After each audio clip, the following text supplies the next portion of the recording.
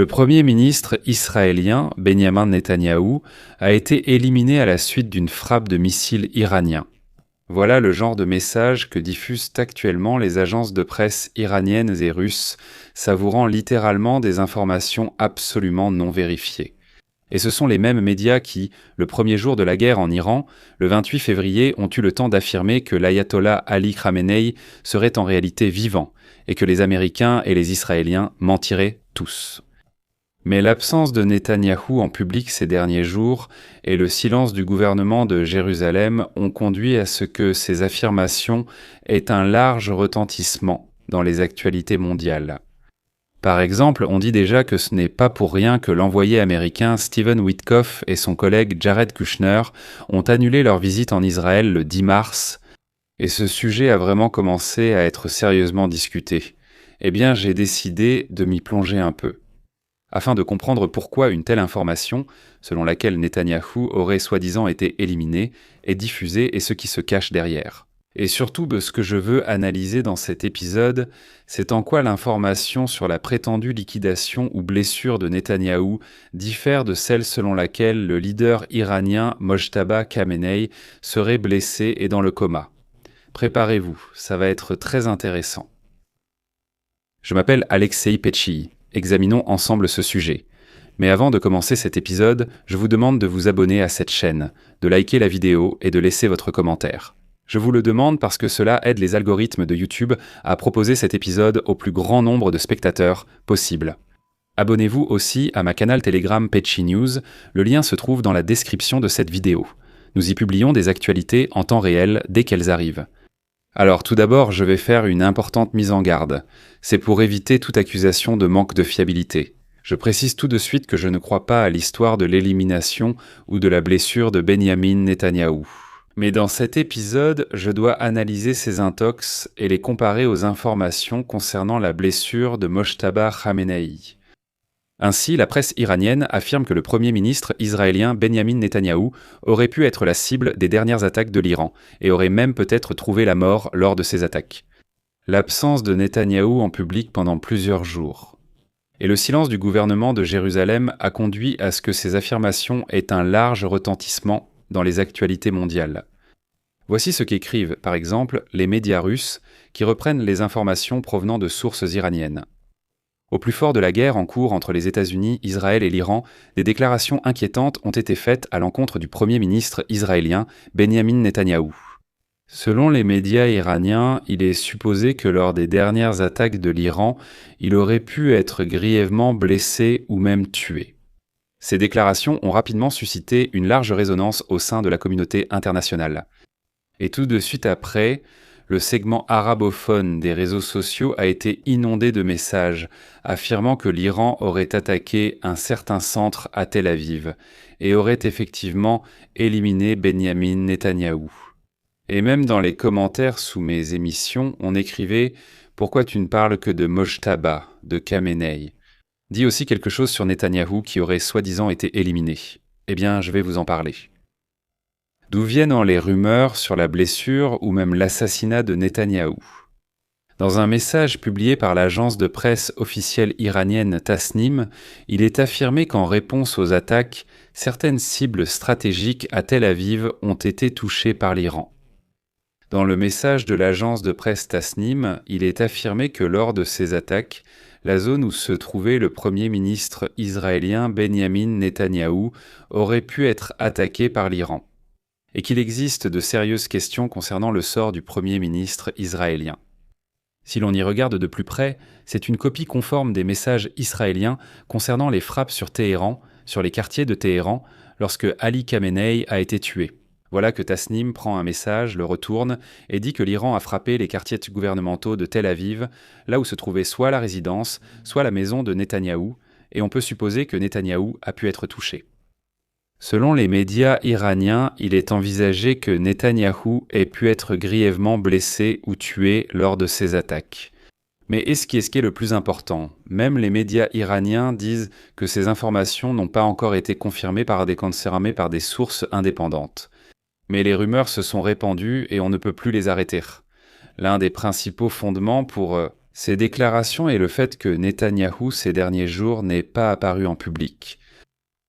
Les médias iraniens écrivent qu'il s'est déjà écoulé presque 5 jours depuis la dernière apparition du Premier ministre israélien dans les médias. Il est également à noter que Netanyahou, qui publie habituellement des messages vidéo chaque jour, n'a rien publié sur ses réseaux sociaux personnels depuis presque 4 jours. Pendant ce temps, les déclarations attribuées à Netanyahou n'ont été présentées que par écrit, ce qui est également considéré comme un facteur renforçant les soupçons.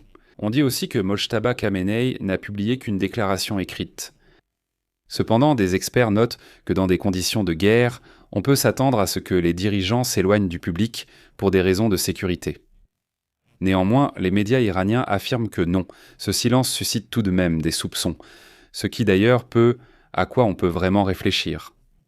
Les médias iraniens ont également indiqué que les mesures de sécurité en Israël avaient été portées à un niveau d'urgence. Selon les rapports, les mesures de sécurité dans la zone où se trouve la résidence de Netanyahou ont été considérablement renforcées.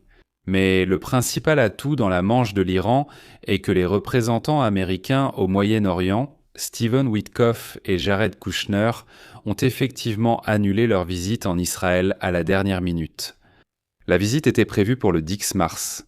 L'absence d'explication officielle concernant l'annulation a entraîné une augmentation des spéculations. Mais ce n'est pas tout. Les médias iraniens ont déjà affirmé que, soi-disant, en plus de Netanyahou, le ministre israélien d'extrême droite de la sécurité nationale, Itamar Ben-Gvir, aurait été blessé ou même tué. De plus, il est affirmé que le frère de Netanyahou, Ido Netanyahou, aurait également pu être tué lors de l'attaque contre sa maison.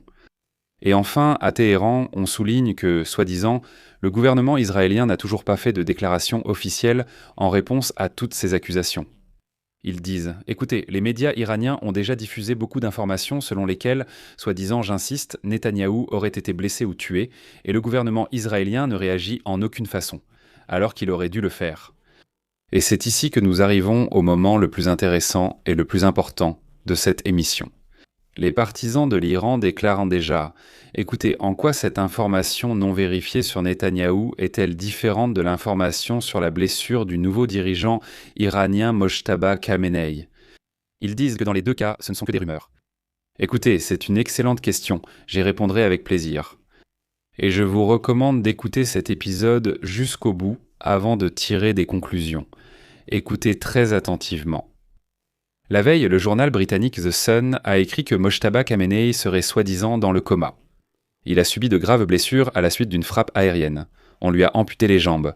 Il souffre d'une rupture du foie ou de l'estomac. Actuellement, il est dans le coma dans un hôpital clé de Téhéran. D'accord, pour l'instant, tout cela ressemble exactement à l'information disant que Netanyahou a été tué. Un journal, The Sun, affirme qu'il serait dans le coma. C'est comme quand les médias iraniens disent que Netanyahou a été blessé ou tué. Mais je vais vous donner encore quelques sources d'informations sur le sort et l'état de Mojtaba Khamenei. CNN, par exemple, écrit que, selon leurs sources, Mojtaba Khamenei a subi des fractures aux jambes et d'autres blessures mineures le premier jour des bombardements. Mais le plus important, vous allez dire, d'accord, The Sun, CNN, ce n'est pas suffisant. Le plus important. Plus tôt, l'ambassadeur d'Iran à Chypre, Alireza Salarian, a déclaré publiquement au journal The Guardian que Khamenei avait été blessé lors de la même frappe aérienne au cours de laquelle son père, le guide suprême l'ayatollah Ali Khamenei, et 5 autres membres de sa famille ont été tués. Selon Salarian, un fonctionnaire iranien, Mojtaba Khamenei n'est pas apparu en public et on n'a rien entendu sur lui. Pendant plusieurs jours après l'annonce de sa nomination à la plus haute fonction de l'État, cela s'explique par ses blessures. Et voici un point important. Les médias d'État iraniens utilisent donc les rares images d'archives disponibles montrant le nouveau guide suprême Mojtaba Khamenei, comblant les éventuelles lacunes dans les vidéos par des images générées par intelligence artificielle. Il n'y a pas de nouvelles images de Mojtaba. De plus, le 11 mars, le journal New York Times a rapporté que Mojtaba Khamenei avait été blessé le premier jour de la guerre. Des mentions indirectes sur l'état de santé de Khamenei Fils sont également apparues dans les médias d'État iraniens.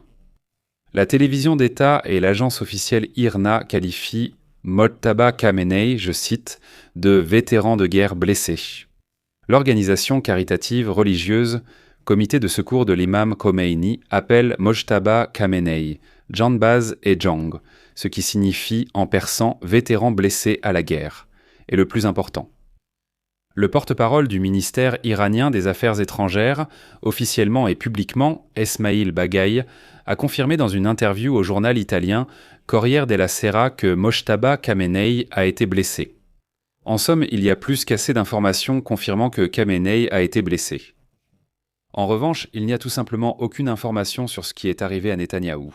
Tout le reste n'est que rumeur. Je vais m'arrêter ici. Donnez votre avis, partagez vos conclusions. Écrivez dans les commentaires. Abonnez-vous à la chaîne sous cette vidéo, activez la cloche et n'oubliez pas de mettre un like. Si cet épisode vous a paru intéressant et utile, vous pouvez soutenir financièrement le travail de notre chaîne YouTube grâce à votre don ou par exemple à un abonnement payant. Comment faire ? Tous les liens et les informations nécessaires se trouvent dans la description de cette vidéo, ou scannez le code QR. C'est aussi une façon très pratique de soutenir notre chaîne. Je vous serai reconnaissant pour tout soutien. C'est tout pour aujourd'hui. Prenez soin de vous. Au revoir.